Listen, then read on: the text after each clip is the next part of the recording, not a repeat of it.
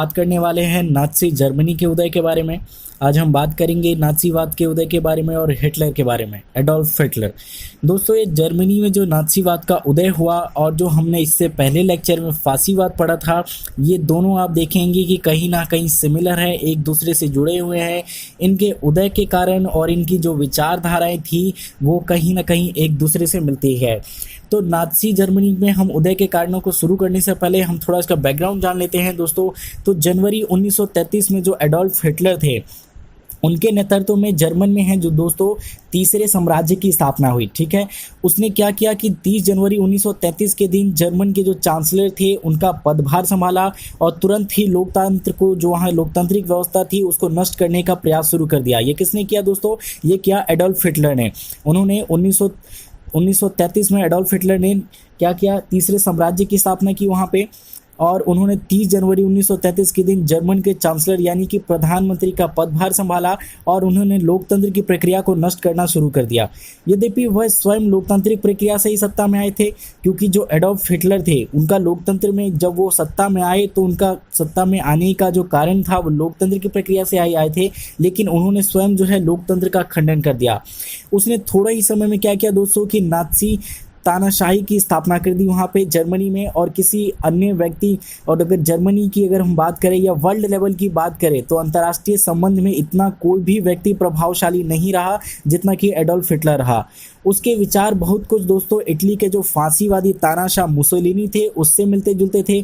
जैसा कि आपको शुरू में ही बताया मैंने कि ये दोनों विचारधाराएं एक दूसरे से मिलती रहे।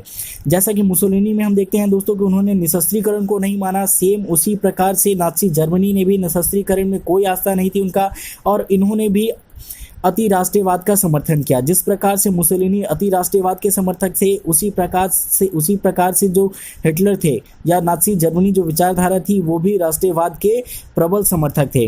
दोनों तानाशाह थे दोस्तों, और दोनों ने क्या किया कि साम्यवाद का विरोध किया और जाति की शुद्धता को ध्यान दिया। जाति की शुद्धता के पक्षधर थे ये, और दोनों युद्ध के गौरव को बल देते थे, दोनों युद्ध की बात करते थे। और दोनों तानाशाही व्यक्ति की अगर तुलना की जाए तो दोनों कहीं ना कहीं इनकी समान विचारधारा देखने को मिलती है। दोस्तों, हम सबसे पहले शुरू करते हैं एडोल्फ हिटलर के बारे में कि हिटलर का व्यक्तित्व किस प्रकार से रहा और उन्होंने किस प्रकार का योगदान दिया जर्मनी में नाज़ीवाद के उदय में। तो दोस्तों, जो एडोल्फ हिटलर थे, जिसने क्या किया कि ये 11 वर्षों से अधिक जो है जर्मनी के शासक रहे। और अगर इनके जन्म की बात करें तो इनका जन्म दोस्तों ये जर्मनी में नहीं हुए थे, ये एक्चुअली में इनका जो जन्म हुआ वो ऑस्ट्रिया में हुआ था। ऑस्ट्रिया में इनका जन्म है और ये 1932 में इन्होंने जर्मनी की जो है नागरिकता प्राप्त की थी। इनके पिता की बात करें अगर, तो इनके पिता जो थे दोस्तों वो ऑस्ट्रिया में जो एक सीमा शुल्क विभाग होता है उसके प्राधिकारी थे। सीमा शुल्क कस्टम डिपार्टमेंट में वो काम करते थे, और उनके पिता की इच्छा थी कि हिटलर भी बड़े होकर एक सरकारी अधिकारी बने, लोक सेवक बने और काम करे। और अगर हम बात करें एडोल्फ हिटलर की, तो ये युवा अवस्था में एडोल्फ हिटलर जो है फाइन आर्ट में अत्यधिक इनकी रुचि थी और इंटरेस्टेड थे, और उन्होंने इसके लिए वास्तुकला का अध्ययन करने का निर्णय किया, जिसके लिए वो शाही कला अकादमी में भी गए, लेकिन वहाँ पे कुछ कारणों के कारण उनका प्रवेश नहीं हो पाया और वह असफल रहे। इसके बाद भी दोस्तों एडोल्फ हिटलर कुछ समय तक चित्रकारी करते रहे, परंतु उन्होंने जो अपना अधिकांश समय लगाया वो ऑस्ट्रिया में जो क्या है अध्ययन में लगाया। और अध्ययन क्या करते थे वो कि ऑस्ट्रिया हंगरी के जो जनभाषी लोग थे, जनभाषी लोगों की जातीय, नैतिक, सामाजिक, आर्थिक और राजनीतिक जो समस्याएं थी उनके संबंध से जो साहित्य थे उनसे संबंधित उन साहित्यों का वो अध्ययन करते थे। दोस्तों, वो 1912 में जर्मनी चले गए, और ऑस्ट्रिया छोड़कर जाने से पूर्व जब वो 1912 में जर्मनी गए तो उनकी विचारधाराएं जो थी पूरी तरीके से परिवर्तित हो चुकी थी। वो एक कट्टर यहूदी विरोधी बन चुके थे, साम्यवादी विरोधी बन चुके थे, और वो साम्यवाद से घृणा करने लगते थे। ठीक है, तो अगर हम बात करें जर्मनी में, तो दोस्तों क्या हुआ कि जर्मन जाति की वो पवित्रता और वरीयता की बात करते थे, यहूदियों से घृणा करते थे और समाजवाद के कटु आलोचक बन गए थे। ऑस्ट्रिया की सोशल डेमोक्रेटिक पार्टी का उन्हें सदस्य बनने का निमंत्रण दिया गया, लेकिन उन्होंने ऑस्ट्रिया में इनकार कर दिया बनने के लिए। और दोस्तों क्या हुआ कि हिटलर 1912 में जर्मन चले गए और वहाँ पे जर्मन नगर म्यूनिख में रहने लगे। वो म्यूनिख में अपना शुरू किया उन्होंने 1912 में रहना। और जब 1914 में प्रथम विश्व युद्ध शुरू हुआ तो उस वक्त दोस्तों उन्होंने क्या किया कि ये भी मुसोलिनो की ही तरह इन्होंने युद्ध में शामिल हुए, ये सेना में भर्ती हो गए।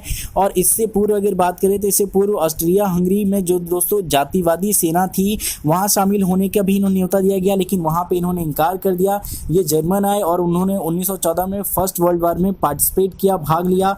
वहाँ पे हिटलर ने खूब वीरता से लड़ा, ठीक है, और उसके बाद जब अंतिम में क्या हुआ, वीरता से लड़े और वो घायल हो गए थे।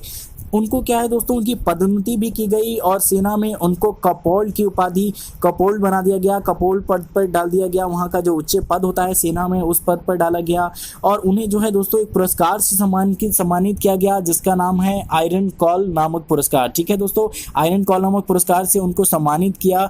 और युद्ध के जब अंतिम दिनों में वो घायल हुए तो वो जो दोस्तों उन्होंने क्या किया, और जब उन्हें पता लगा हिटलर को कि जर्मनी ने आत्मसमर्पण कर दिया है युद्ध में, तो उन्हें अत्यधिक इस बात से धक्का लगा और उन्हें विश्वास ही नहीं हुआ कि जर्मनी ने आत्मसमर्पण कर दिया है। दोस्तों जो जर्मनी की पराजय हुई इसका हिटलर जो कारण मानते थे वो साम्यवादी विचारधारा और यहूदियों की जो वे देशद्रोही विचारधारा थी उसको उत्तरदायी ठहराते थे। अगर हम बात करें इसके कुछ समय बाद की, तो दोस्तों 1918 में जब जर्मनी ने आत्मसमर्पण किया तो उसके बाद वो पुनः म्यूरिख में चले गए। जब वो सेना से निकल गए, सेना से त्यागपत्र देने के बाद वो म्यूरिख में चले गए और वहाँ रहने लगे।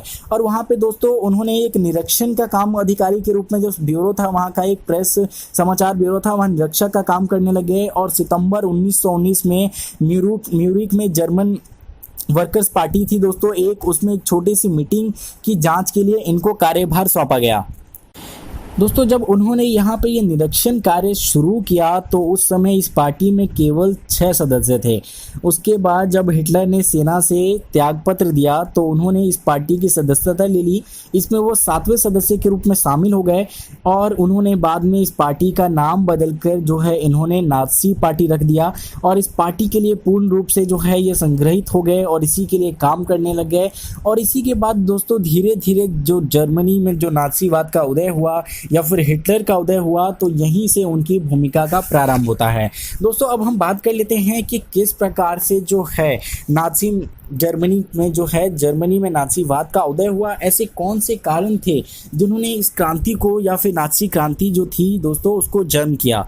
तो दोस्तों नाज़ी जर्मनी की जो नीतियाँ थी उसकी अंतर्राष्ट्रीय गतिविधियों की समीक्षा करने से पूर्व हमें ये जानना होगा कि क्या कारण थे जिन्होंने नाज़ी क्रांति को जन्म दिया।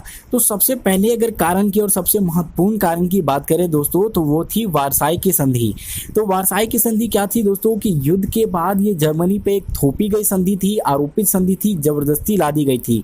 इसके बाद हुआ क्या दोस्तों, ये संधि इतनी कठोर थी कि जर्मन की आर्थिक, राजनीतिक और सैनिक विनाश कर दिया इसने और प्रादेशिक हानि हुई उनकी। और क्षतिपूर्ति के प्रावधान ने जो जर्मन वासी थे क्षतिपूर्ति करने के लिए इन पे जर्मन पे जबरदस्ती आरोप लगाए गए और जर्मन वासी के हृदय में दोस्तों इस संधि से घृणा हुई और वो प्रतिशोध की भावना से जन्म लेने लग गए।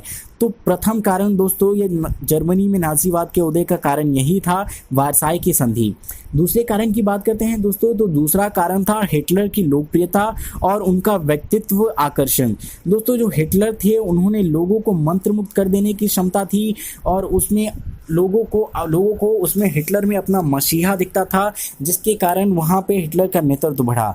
तीसरे कारण बात करें तो दोस्तों तीसरा कारण था हिटलर और उनकी जो नाज़ी पार्टी थी, जिनका बताया मैंने आपको कि कैसे उन्होंने इसकी स्थापना की।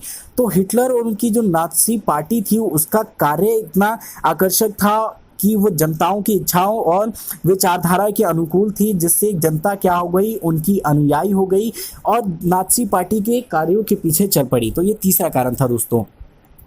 चौथा कारण दोस्तों था जर्मन में जाति और परंपरा एवं उसके चरित्र को। ठीक है दोस्तों, जर्मनी की जो नाज़ी पार्टी थी उन्होंने जर्मनी की जाति और जो परंपरा थी उसकी विचारधारा थी उसको आगे बढ़ाया इन्होंने, तो जिसके कारण वहाँ पे नाज़ीवाद का उदय हुआ। पांचवा कारण था दोस्तों साम्यवाद दल का जो वहाँ पे प्रचार हो रहा था उसका विरोध।